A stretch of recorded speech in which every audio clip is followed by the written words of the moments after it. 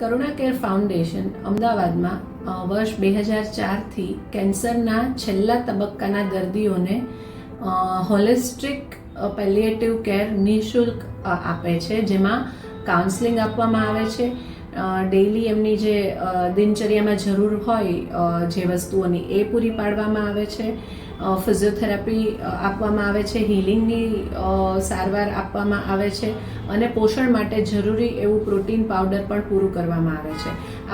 આ બધી જ સેવાઓ નિઃશુલ્ક છે અને સંસ્થાની બહેનો ઘરે જઈને છેલ્લા તબક્કાના દર્દીઓને આ બધી જરૂરિયાત પૂરી પાડે છે અને કાઉન્સલિંગ પણ કરે છે.